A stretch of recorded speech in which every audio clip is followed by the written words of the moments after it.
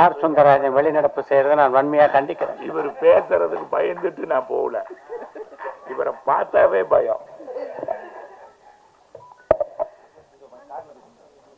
அன்பிற்குரிய ஊடக நண்பர்களே, மேடையில் அமர்ந்திருக்கின்ற திரையுலக பிரமுகர்களே, உங்கள் எல்லோருக்கும் என்னுடைய இனிய மாலை வணக்கத்தை தெரிவித்துக் கொள்கிறேன். இந்த படத்தை வாங்கி வெளியிடுகின்ற திரு தம்பிதுரை அவர்களோடு மிக நீண்ட காலம் எனக்கு பழக்கம் உண்டு. ஒரு நல்ல ஒரு ஆளுமையுள்ள ஒரு தலைவர். அதன் காரணமாகத்தான் இத்தனை ஆண்டுகள் அவர் சொன்ன மாதிரி இந்த அசோசியேஷனில் அவரால் தலைவர் பொறுப்பில் இருக்க முடிகிறது. இந்த படம் அவருக்கு மிகப்பெரிய வெற்றியை ஈட்டி தர வேண்டும் என்று முதல்ல வாழ்த்தி விட்டு அதற்கு பின்னால் என்னுடைய உரையை தொடங்குறது சரியாக இருக்கும்னு நினைக்கிறேன். தனக்கு 80 வயசு அப்படின்னு சொன்னார், நெருங்கிக்கிட்டு இருக்கேன்னாரு தம்பிதுரை. வாங்கியிருக்க படம் பார்த்தீங்களா? காதல் படம். ஏன்னா அவருக்கு தெரியும் இது ஒன்று தான் சாகாவரம் பெற்றது அப்படின்னு. அந்த சாகாவரம் பெற்ற படங்களில் வசந்த மாளிகைக்கு தனி இடம் உண்டு. இந்த வசந்த மாளிகையை பொறுத்த வரைக்கும் இங்கே மேடையில் இருக்கவங்கள எனக்கும் குகனானுக்கும் கொஞ்சம் கூடுதல் பந்தம் உண்டு. என்னென்னா, வசந்த மாளிகை படத்துடைய படப்பிடிப்பு நடைபெற்று கொண்டிருந்த போது அவர் ராமாயணோடு நெருங்கிய தொடர்பில் இருந்தார். நான் அப்போ பத்திரிகையாளனாக இருந்தேன். வாகினி ஸ்டூடியோ எனக்கு தெரிஞ்ச அந்த படத்துடைய படப்பிடிப்பு நடைபெற்ற போது ஏறக்குறைய 20-30 நாட்கள் அந்த படப்பிடிப்பு தளத்திலே நான் செய்தி சேகரிப்பதற்காக போயிருக்கேன். அப்போ நான் ஒரு பத்திரிகையாளர். அந்த படத்தை பற்றி இனிமே யாரும் எந்த லைனும் பேச முடியாது நினைக்கிறேன். ஒரு தீசிஸ் எழுதுகிற அளவுக்கு குகநாதன் பொழந்து கட்டிட்டார் அந்த படத்தை பற்றி மொத்தமாக. அவரை தாண்டி அந்த படத்தை பற்றி பேசுறதுக்கு எதுவுமே இல்லை அப்படின்னு தான் என்னுடைய நினைப்பு. குகநாதன் என்னுடைய இனிய நண்பர்னாலும் அவருடைய ஒரு பேச்சை நான் மறுக்க கடமைப்பட்டிருக்கேன். வாணிஸ்ரீ அவ்வளோ அழகில்லைன்னாரு. அதை நான் வன்மையாக கண்டிக்கிறேன். பல நாட்கள் என்னுடைய தூக்கத்தை கெடுத்த பெருமை வாணிஸ்ரீ கொண்டு. இந்த பேரை விட ஒரு அழகான பேர் பார்க்க முடியுமா? காதல் பேர்னா இதுதான் ஜோடி அப்படின்னு எல்லோரையும் கிறங்க வைத்த ஜோடி இல்லையா சிவாஜி வாணிஸ்ரீ? பா, அதை தாண்டி ஒரு ஜோடியா பார்க்க முடியாது. அந்த படத்துடைய வெற்றிக்கு அவங்க 2 பேருடைய கெமிஸ்ட்ரி மிக மிக முக்கியமான காரணம்.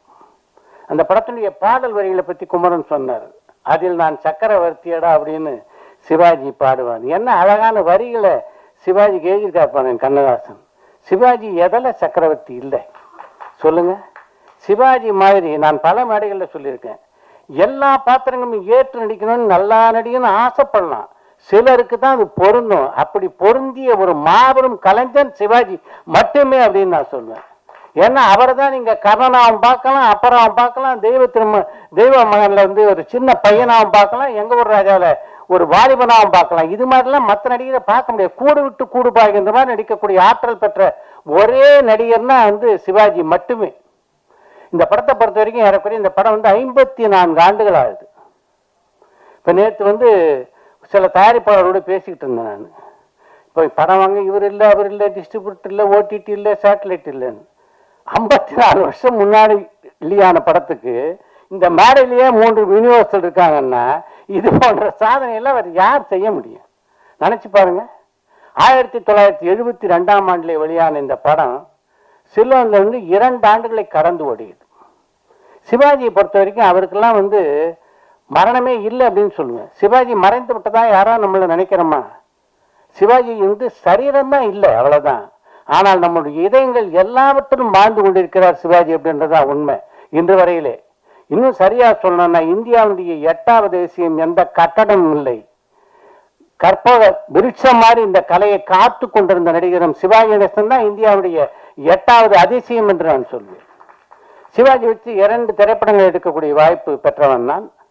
2 படமே மாபெரும் வெற்றி படங்கள். ஒரு படம் வாழ்க்கை. இந்த வாழ்க்கை திரைப்படத்தை பொறுத்த வரைக்கும் என்னுடைய நண்பர்கள் எல்லாரும் சொல்லுவாங்க, இன்னைக்கு கூட நம்முடைய வாழ்க்கையில் எங்கேயாவது சோர்வு ஏற்படும் போதுன்னா வாழ்க்கை படத்தை தான் போட்டு பார்ப்போம், திருப்பி ரீஜெனரேட் ஆகும் அப்படின்ட்டு. அந்த மாதிரி ஒரு எல்லோருக்கும் உற்சாகத்தை தரக்கூடிய படம் வாழ்க்கை. மனோஜ்குமார் சொல்லும்போது சொன்னார் சிவாஜியுடைய அந்த படப்பிடிப்பு டைமை பற்றி. அது மாதிரிலாம் ஒரு டைமுக்கு வர்ற கலைஞரை பார்க்கவே முடியாது. எல்லா படப்பிடிப்பு தளங்களையும் பார்த்தீங்கன்னா காலையிலேருந்து ப்ரொடக்ஷன் வேலை என்னென்னா, சார் படம் கிளம்பிட்டீங்களா, எத்தனை மணிக்கு கிளம்புவீங்க, 8 மணிக்கு ஷூட்டிங்கு, டைரக்டர் வந்துட்டான்னு சொல்லிட்டே இருப்பாங்க. சிவாஜியை மட்டும் ஒப்பந்தம் பண்ணிட்டீங்க உங்கள் படத்துக்குன்னா இந்த ப்ரொடக்ஷன் மாதிரி ஜாலியாக வீட்டிலே இருக்கலாம். ஏன்னா சிவாஜி 8 மணிக்கு வருவார்னு எல்லாருக்கும் தெரியும். 7:50க்கு எல்லாரும் இருப்பாங்க.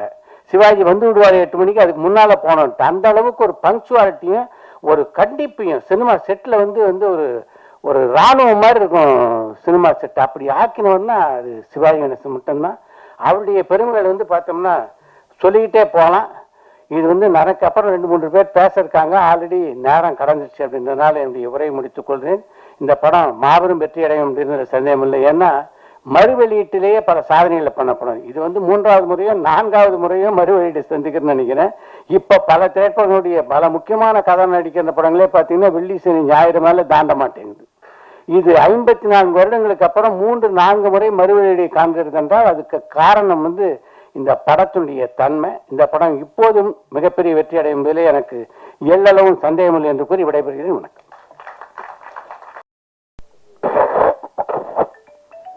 எப்படியும் வந்தது லேட்டா வந்தேன்னா அது சார்கிட்ட விஜய் முரளி சார்கிட்ட பேசிட்டு தான் வந்தேன். சொன்னாரு இல்ல லேட்டா வந்தாலும் சித்ரா லட்சுமணன் வந்துட்டாரு, அதனால உங்களை முன்னால கூப்பிட மாட்டாங்கிறது சொல்லிட்டாரு. அவரு நமக்கு ஆப்பு வைக்கிறதுக்கு ஒரு ஆள் முன்னாலேயே வந்துட்டார் இல்லையா. சரி, எது எப்படி இருந்தாலும் வர முடியாத சூழ்நிலை. வந்ததுக்கு காரணம் வசந்த மாளிகை. இனியெல்லாம் யார் ரசிச்சா என்ன, நான் எல்லாம் ஒரு 50-60 தடவைக்கு மேல ராஜா தியேட்டர்ல இந்த படத்தை பார்த்துட்டேன் நான் கோயம்புத்தூர்ல. அதனால இந்த படத்தை பத்தி நான் இதுவரைக்கும் பேசி தீர்த்துட்டேன். நான் முதல்ல பயணங்கள் முடிவதில்லைன்னு ஒரு லவ் ஸ்டோரியா எடுத்து, நான் பாடும் பாடல் ஒரு லவ் ஸ்டோரியா எடுத்து, குங்குமச்சிமில் ஒரு லவ் ஸ்டோரியா எடுத்து, மெல்ல திறந்தது கதவு, இந்த மாதிரி படம் எடுக்கிறதுக்கு எனக்கு முன்னோடியா இருந்த படமே இந்த படம் தான். பாட்டுகான்னு இல்ல, எல்லாருமே யாராவது ஒருத்தர் இங்க இருக்கிறவங்கள வசந்த மாளிகை பார்க்காம இருக்கிறாங்களா, எல்லாருமே பார்த்திருக்கிறாங்க. அதை பாராட்டுறதுக்காகவும் எல்லாரும் வரணும்னு நினைக்கிறாங்க. ஒரு படம்னா அப்படிதான் இருக்கணும். ஒரு சங்கராபரணம்ங்கிற ஒரு படம் கே. விஸ்வநாத் பண்ணார். அது தெலுங்குல தான் நம்ம பார்த்தோம். தெலுங்கு நமக்கு தெரியுதோ இல்லையோ, ஆனா அதுக்குள்ள இருக்கிற ஜீவனை எப்படி ரசிச்சோமோ அந்த பல ஜீவன் படங்களை கொடுத்தவரு சிவாஜி கணேசன். அது பிளாக் அண்ட் ஒயிட்டா, அது நாங்கெல்லாம் எப்படி இருந்தவங்க. சிவாஜி கணேசன் அப்படி இல்ல. முதல் படம் என்ன பராசக்தி, 25வது படம் என்ன கல்வனின் காதலி, 50வது படம் என்ன சாரங்கதாரா, 75வது படம் என்ன பார்த்தால் பசிகிறது, 100வது படம் என்ன நவராத்திரி. இப்ப 100வது படம் என்ன நவராத்திரின்னு அவர் சொல்றாரு, நம்ம சொல்ல வேண்டியதில்லை, எல்லாத்துக்கும் தெரியும். 125வது படம் உயர்ந்த மனிதன் சத்ரா லட்சுமணன் தவறான தகவலை சொல்லுகிறார் என்பதை பணிவுடன் பதிவு செய்து வைக்கிறேன். அதற்கு காரணம் வசந்த மாளிகை, அந்த போஸ்ட், அந்த படம், அந்த சாங்கு, அதனுடைய நினைவுகள்ல மேம்படுத்திட்டாரு. 150வது படம் சவாலே சவாலே, 175வது படம் அவன்தான் மனிதன், 200வது படம் திரிசூலம். அந்த மாதிரி அப்படியல்ல, டோட்டலாவே சிவாஜி கணேசனை அனுமனுவா ரசிச்சது. அது எத்தனை படத்துலன்னு தெரியாது. நடக்கிறதுக்கும் வசனம் பேசுறதுக்கும் கைதட்டின வாங்கின ஒரே நடிகர் சிவாஜி கணேசன் மட்டும்தான். இப்படி நடந்தார் கை தட்டிங்க, இப்படி நடந்தார் கை தட்டினீங்க, இப்படி நடந்தார் கை தட்டினீங்க, எப்படி நடந்தாலும் கைதட்டல் வாங்கின ஒரே ஆள் சிவாஜி கணேசன். வசனம் பேசி கைதட்டல் வாங்கின ஒரே ஆள். அப்படியெல்லாம் யாருமே பார்க்க முடியாது. ஒரு அதிசயம் தான். அது தமிழ்ல இருந்து வேற எங்கேயுமே எந்த மொழியிலுமே போயிருந்தா, அப்படி போயிருந்தா அவங்க பிறந்திருந்தாங்க. இங்க பிறந்து தமிழ் மொழி இருக்கிற மாதிரி சிவாஜி கணேசன் அவரு நம்ம சினிமா இருக்கிற வரைக்கும் இருக்கிறவர் அவரு. அதனால அவர் இங்க பிறந்ததுதான் நமக்கு பெருமை. அந்த விழாவில் வந்து அவரு ராஜபாட்டு ரங்கத்துறைன்னு படம் எடுத்தார். அதெல்லாம் ஒரு இன்னும் என்ன சொல்றதுன்னு தெரியாது. நானும் எல்லா நடிகர்கிட்ட ரஜினி சார் முதல் கொண்டு எல்லாத்தையும் வச்சு படம் வாங்கிட்டேன். யாராவது நம்ம நினைக்கிற மாதிரி நடிப்பாங்களான்னு பார்த்தா என்னால பார்க்க முடியல. ஏன்னா எல்லா நடிப்பையும் நான் சிவாஜி மூலியமா பார்த்துட்டேன். அதுக்கு மேல என்னால பார்க்க முடியாது. அப்படி பார்த்தேன்னு சொன்னா அது பொய். எங்கேயாவது நீங்க இங்க இங்க நடிக்கிறதுக்கு முன்னால் நம்ம என்ன நினைச்சோமோ அது கண்ணதாசன் எப்படி எழுதுறாரோ, நம்ம நினைச்சது ஒரே வரியில, நான் யார் உன்னை மீட்ட வரும் நன்மைக்கும் தீமைக்கும் வழிகாட்டேன். இந்த பாட்டுல என்ன அதான் லவ் ஸ்டோரியே ரொம்ப அழகா. என்ன செய் மச்சான்னு ஒரு படம் இருக்கு, அதுல பேசாதான்பா, அப்பவே ரேவதி பேசுவா, இன்னும் இந்த விஷயத்துல மூச்சே விடக்கூடாதுன்னா சேர்த்துட்டான். அது கதையா வச்சது காரணவசந்த பாடுது. நீயே அப்படி நீ அப்படி கேட்டக்கூடாதுங்கிறது எவ்வளவு ஒரு ஒரு சின்ன, அதுக்குள்ளார ஒரு ஜீவன் இருக்கிறத கண்டுபிடிச்சு அதை படமா எடுத்து சிவாஜி கணேசன் நடிப்பாருங்கிறதெல்லாம் விடுங்க, அவர் எப்படி கொடுத்தாலும் நடிப்பாரு. அது வில்லனா இருந்தாலும் சரி, யாரா இருந்தாலும் எந்த எல்லாத்தையுமே ஒரு சிவாஜி கணேசங்கிற ஒரு அற்புதமான நடிகர். எப்படின்னா, மோட்டார் சுந்தரம் பிள்ளைன்னு ஒரு படம், அதுல ஜெயலலிதாவுக்கு அப்பாவா நடிச்சுட்டு அதுக்கப்புறம் பொட்டு வைத்த முகம்னு சுமதியன் சுந்தரியில வர்றாரு. எங்கள் கல்யாணம் கலாட்டா கல்யாணம்னு வர்றாரு. காதல் மலர் கூட்டம் ஒன்றுன்னு வர்றாரு தெய்வ மகள்ல. அப்படி ஒரு அப்பாவா நடிச்சுட்டு அதுக்கப்புறம் அந்த பொண்ணு கூடயே ஒரு ஹீரோவா நடிக்கிறது, அந்த பொண்ணை போய் ஹீரோனியா போட்டுதான் நடிக்கிற தைரியம் இருந்தா, நம்ம டைரக்டருக்கு தைரியம் இருக்குது, ப்ரொடியூசருக்கு தைரியம் இருக்கிறோமில்ல, அதை விட நடிகருக்கே ஒரு தைரியம் இருக்குதுன்னா அது சிவாஜி கணேசன் தான். அது அப்பாவோ பையனோ, எத்தனை வில்லன், 17 படம் வில்லனா நடிச்சிருக்காருங்க சிவாஜி கணேசன். பெண்ணின் பெருமை, கல்வனின் காதலி, அந்த நாள், நானே ராஜா, இப்படி லைனா சொல்லிட்டே போலாம். அத்தனை படங்களையும் அவர் வில்லனா நடிச்ச. அப்போ வில்லனோ கதாநாயகனோ அப்பாவோ வேற வேற.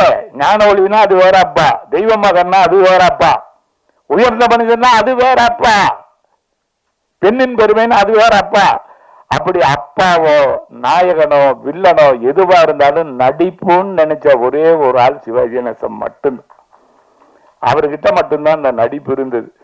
அதுல எங்களை நாங்க சின்ன வயசா இருக்கும்போது, ஒரு 15 வயசு 16 வயசுல இருக்கும்போது இந்த வசந்த மாளிகை படம் பார்த்தா, அப்ப இளைஞர்கிட்ட நான் எடுத்த பயணங்கள் முடிவதில்லை எப்படி ஒரு இளைஞர்கள்கிட்ட போய் சேர்ந்ததோ, அன்னைக்கு இந்தியா, அதாவது தமிழ்நாட்டில் இருக்கிற எல்லா இளைஞர்கிட்டையும், அது எம்ஜிஆர் ரசிகனோ சிவாஜி ரசிகனோ எந்த ரசிகனா இருந்தாலும் அந்த வசந்த மாளிகை கொண்டு போய் சேர்த்துச்சு. அதை பார்த்து ரசிச்சோம். அது மறுபடியும் ரிலீஸ் ஆகும் போது இவங்கெல்லாம் படுற சந்தோஷத்தை விட நான் ரொம்ப சந்தோஷப்படுறேன். என்ன அவருக்கு இருந்த தைரியம் எனக்கு நான் வாங்கி அதை ரிலீஸ் பண்ண முடியலையேங்கிறது ஒரு ரைட் இருக்க முடியல, எனக்கு அது தோணலை. பண்ணியிருக்காரு, சந்தோஷம். நல்லா இருக்குன்னு சந்தேகமெல்லாம் பட.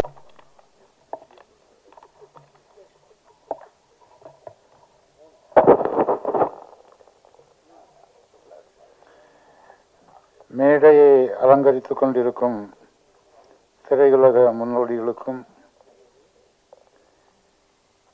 கண்டுகளித்துக் கொண்டிருக்கும் உங்கள் அனைவருக்கும் முதலில் எனது பணிவான வணக்கத்தை தெரிவித்துக் கொள்கிறேன். 1971 கோவையில் ஒரு மத்திய அரசு பணியில் சேர்வதற்காக அங்கு தங்கியிருக்கிறேன்.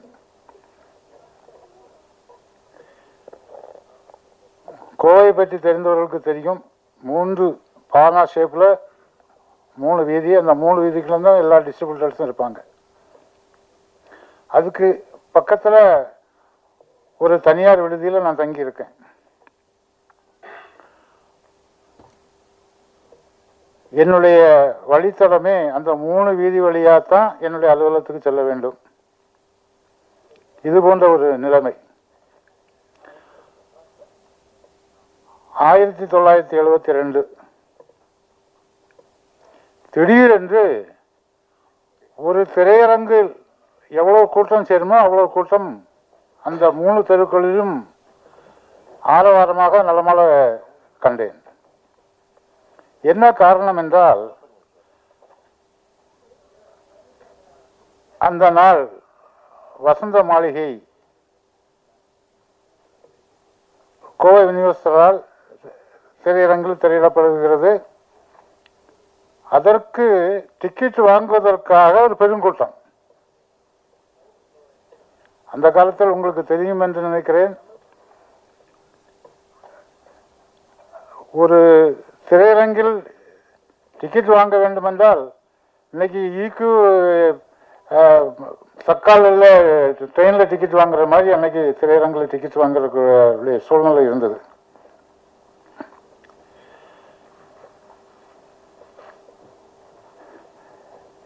என்னை பற்றியும் ஒரு சில வார்த்தைகளுக்கு கூறிவிடுகிறேன்.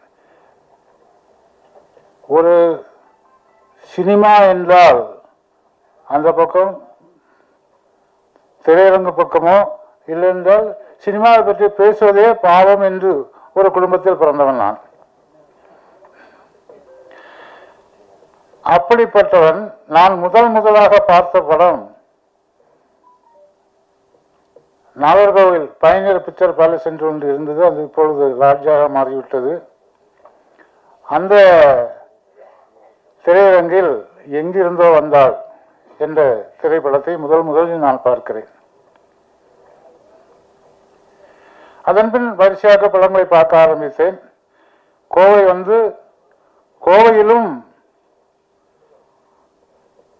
அன்றைக்கு இப்பொழுது இந்த நீங்க வசந்த மாளிகை பற்றி எல்லா இயக்குநர்கள் தயாரிப்பாளர்கள் எல்லாரும் அந்த படத்தை பற்றி உள்ள கருவை அழகாக உங்களிடம் எடுத்து சொன்னார்கள். கொஞ்சம் நான் இந்த சைடில் இப்படி வந்தோம்னா தான் உங்களுக்கும் கொஞ்சம் போர் இல்லாமல் இருக்கும். அந்த மாதிரிப்பட்ட ஒரு சூழ்நிலையில் வளர்ந்து வந்த நான் மத்திய அரசு பணியில் இருக்கும்போதே திரைப்பட விநியோகஸ்தர் ஆகிவிட்டேன். நான் முதலில் வாங்கிய படம் எங்கிருந்து வந்தாள், நான் முதலில் பார்த்த படமும் எங்கிருந்து வந்தாள். முதலில் இரண்டாவது நான் எங்கிருந்து வந்தாலே நான் ரீரிலீஸில் தான் வாங்குறேன். ரிலீஸ் சமயத்தில் நான் வாங்க முடியல, ரிலீஸ் வாங்க. 1971 தான் கோவை மாவட்ட திரைப்பட விநியோக சங்கம் ஆரம்பிக்கப்பட்டது. அதில் 1995 நான் அங்கத்தினராக சேர்கிறேன். இன்று அந்த சங்கத்துக்கு நான் தலைவராக இருக்கிறேன். தலைவராக எத்தனை ஆண்டுகள் இருந்திருக்கிறேன் என்றால் விட்டு விட்டு ஒரு 5 ஆண்டும், அதன் பின்னால் ஒரு 15 ஆண்டும், ஆக மொத்தம் 20 ஆண்டுகள் எனக்கு அந்த சங்கத்துக்கு தலைவராகவே நான் இருக்கக்கூடிய சந்தர்ப்பத்தை அந்த மக்கள் எனக்கு கொடுத்திருக்கிறார்கள். இதற்கிடையில் தமிழ்நாடு திரையுலக கூட்டமைப்பு என்ற ஒரு அமைப்பை ஏற்படுத்தி அனைத்து அங்கத்தினர்கள், ஸ்டுடியோஸ், திரையரங்கு உரிமையாளர்கள், திரைப்பட விநியோகஸ்தர்கள், டெக்னீஷியன்ஸ் எல்லாருக்கும், சித்ரா லட்சுமணன் இவங்களை போன்றவர்களுக்கு தெரியும். அதை ஆரம்பித்து ஒரே ஒரு வருடம்தான் அதை நடத்துவதற்கான சூழ்நிலையும் சந்தர்ப்பமும் இருந்தது. அந்த ஒரு வருடத்தில் பல சாதனைகளை அந்த சங்கம் செய்தது. அதன் பின்னால் 2 ஆண்டுகள் தமிழ்நாடு திரைப்பட விநியோகஸ்தர்கள் கூட்டமைப்பு என்ற ஒரு அமைப்பை நிறுவி அதிலும் 2 ஆண்டுகள் நான் வந்து சென்னை அதிகமாக வர வேண்டியிருந்தால் எனக்கு சித்ரா லட்சுமணன் இது போன்ற நண்பர்கள் எனக்கு நிறைய கிடைத்தார்கள். இந்த நேரத்தில் நான் ஒன்றை சொல்லிக்கொள்ள ஆசைப்படுகிறேன். திரைப்படத்தை பற்றி, வசந்த மாளிகை பற்றி எல்லாரும் நிறைய பேசியிருக்கிறார்கள். அதில் உள்ள நடிகர்கள், நடிகர் திலகம், வாணிஸ்ரீ அம்மா, தயாரிப்பாளர் எல்லாரையும் பற்றி நிறைய பேசியிருக்கிறார்கள். ஆனால் உங்களுக்கு அது தெரியும், ஓரளவுக்கு தெரியும், ஞாபகப்படுத்தியிருக்கிறார்கள் என்று அதை வைத்துக் கொள்ளலாம். நானும் கிட்டத்தட்ட ஒரு 20 படத்தை 25 படங்களை நான் ரிலீஸ் செய்தேன். நான் ரிலீஸ் செய்த படங்களில் சம்சார மின்சாரம் ஒன்று. இப்பொழுது 80வது வயதை நோக்கி விரைந்து கொண்டிருக்கிறேன். தள்ளாத காலம். இந்த காலத்திலும் நாம் சும்மா இருக்கக்கூடாது என்று சரி ஏதாவது ஒன்று செய்யணும் என்று கொஞ்சம் பழைய படங்களை வாங்கினேன். என்ன நோக்கத்துக்காக வாங்கினேன் அது எனக்கு தெரியாது. வாங்கி ஒரு 20-25 படம் பக்கம் நான் வாங்கிட்டேன். ஆனால்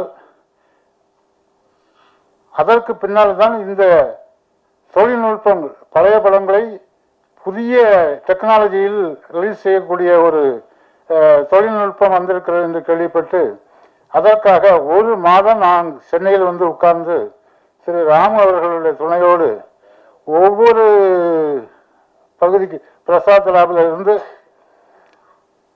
கியூப் வர ஒவ்வொரு அலுவலகத்துக்கும் சென்று அங்கே என்ன பணி நடக்கிறது, என்ன செய்கிறது, எது நடக்கிறது, இதையெல்லாம் தெரிந்து கொண்டேன்.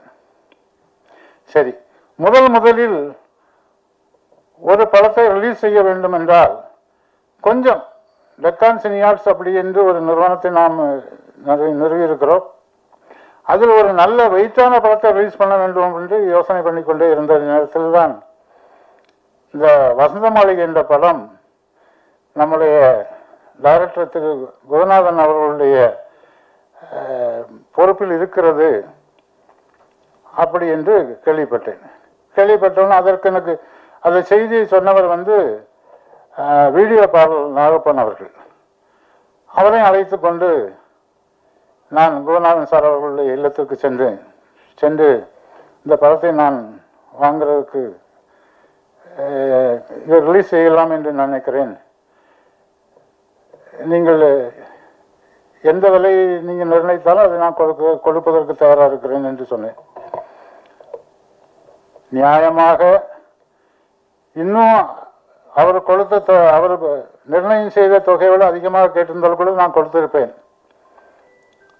மனமு வந்து ஒரு மனித நேயத்தோடு அதை கொடுத்தார். கொடுக்கும்போது என்ன சொன்னார், தம்பித்துறை இதில் நீங்கள் புதிதாக செலவு எதுவும் பண்ண வேண்டாம், எல்லாம் ஹாட் கேக் ரெடியா இருக்கிறது அப்படின்னு சொன்னார். சரி, நான் என்னுடைய நண்பர் எங்களுடைய செயலாளர் திரு குமார், இணை செயலாளர் ரகுபதி ஆகியோரோடு சேர்ந்து இந்த படத்தை முதல் பார்க்கலாம் என்று சொல்லி இந்த படத்தை, அதாவது 2K 451 டெக்னாலஜியில் அன்னைக்கு அதை செய்து வைத்திருந்தார்கள். பார்க்கும்போது அங்கங்கே சில தொய்வுகள் ஏற்பட்டது. அது டெக்னாலஜி தொய்வுகள் ஏற்பட்டவுடன் அதற்காக அந்த பழைய படம் அந்த பிரிண்ட் யாரிடம் இருக்கிறது என்று தேடி பிடித்து நண்பர் குணசேகரன் நண்பர்களுடைய கையிலிருந்து திருப்பி 2 ரீலை வாங்கி கொண்டு வந்து இதே பிரசாத் லேபில் ஸ்கேன் பண்ணி திருப்பி இன்னைக்கு நீங்க பார்க்கக்கூடிய இந்த பாடல்கள் எல்லாம் 4K 7.1 டெக்னாலஜியில் வந்திருக்கு. அந்த காலத்துல இன்னைக்கு நிறைய 4K 7.1 டெக்னாலஜி வந்துட்டே இருக்குது. அந்த காலத்துல நீங்க இந்த இதே டெக்னாலஜியில் வந்த ஒரே ஒரு படம் ஹிந்தி படம் சோலை. அதற்கு பின்னாடி இப்போ சமீப காலத்தில் தான் இந்த டெக்னாலஜியில் இந்த படங்கள் வந்து கொண்டு இருக்கிறது தவிர யாரும் அதை பற்றி பெரிய சேர்த்து இன்னும் தமிழ்நாட்டில் 4K 7.1 டெக்னாலஜியில் ரிலீஸ் பண்ணக்கூடிய தியேட்டர்ஸ் வந்து ரொம்ப கம்மியாக தான் இருக்குது. ஆனாலும் அந்த டெக்னாலஜி ஏன் இதற்கு நான் ஒரு காரணம் நான் கண்டுபிடித்தேன். என்ன காரணம் என்றால், முதலில் சேலத்தைச் சேர்ந்த ராஜா கவுண்டர் என்பவர் இந்த படத்தை வாங்கி ரிலீஸ் செய்தார். டெக்னிக்கலா அது ஃபெயிலியர் ஆனதுனால அவர் பெரிய நஷ்டத்தை சந்திக்க நேர்ந்தது. அதற்கு பின்னால் திரு ராமு அவர்களுடைய முயற்சியால் எந்தெந்த இடத்தில் அந்த டெக்னாலஜியில் அந்த அப் டு த மார்க் இல்லையோ அதெல்லாம் நாம திருப்பி செய்யணும் அப்படின்னு சொல்லி தான் ரொம்ப சிரமப்பட்டு கஷ்டப்பட்டு அந்த ரீல்ஸை திருப்பி ஸ்கேன் பண்ணி திருப்பி இன்னைக்கு நீங்க பார்க்கக்கூடிய நீங்க படம் பார்த்தாச்சுன்னா ஒரு இங்கிலீஷ் படம் பார்க்கக்கூடிய ஒரு தமிழ் படமா இருந்தாலும் அந்த டெக்னாலஜி வந்து அந்த ஆங்கில படத்துக்கு இணையாக அது இருக்கும். அந்த அளவுக்கு திரு ராமு அவர்கள் இரவென்றும் பகலென்றும் பாராமல் நான் கேட்கும் போதெல்லாம் என்னென்ன குறைபாடுகள் இருக்கிறது அதையெல்லாம் நிவர்த்தி செய்து கொடுத்தார்கள். உங்களுக்கு தெரியும், அந்த முதல்ல அந்த படம் 35 mm தான் ரிலீஸ் ஆச்சு. அதுக்கு பின்னாடி அதை ஸ்கோப் பண்ணாங்க. ஸ்கோப் பண்ணும்போது என்ன ப்ராப்ளம் வரும் தெரியுமா, அந்த தலை இதுக்கு மேல போயிடும், முழு உருவம் தெரியாம இருக்கும். அந்த மாதிரி எல்லாம் பல குறைபாடுகள், இதெல்லாம் ஒரு ஃப்ரேம் பை ஃப்ரேமா கொண்டு வரணும். அந்த அளவுக்கு அதை முயற்சி செய்து இன்றைக்கு மனசுக்கு திருப்தியாக ஒரு அதை வெளியிடக்கூடிய ஒரு சூழ்நிலையை அவர்கள் உருவாக்கி தந்திருக்கார்கள். அவருக்கு எனது நன்றியை தெரிவித்துக் கொள்கிறேன். அடுத்து இன்னைக்கு இருக்கக்கூடிய நாங்கள் ரிலீஸ் பண்ணக்கூடிய காலம் அது ஒரு காலமா இருந்தது. நிறைய படங்கள் நாங்கள் ரிலீஸ் பண்ணோம், ஸ்ட்ரைட்டா படங்களை. ஆனால் இன்னைக்கு ட்ரெண்டே கம்ப்ளீட்டா மாறி போச்சு. அந்த மாதிரி இந்த டெக்னிக்கலி என்னென்ன ப்ராப்ளம்ஸ் வருது அப்படிங்கிறதுக்காக எனக்கு உறுதுணையா இருந்தது எங்களுடைய இணைச் செயலாளர் தம்பி ராகவ் அவர்கள். அண்ணே இப்படி பண்ணுங்க, இப்படி செய்யுங்க, இப்படி போங்க, இப்படி வாங்க.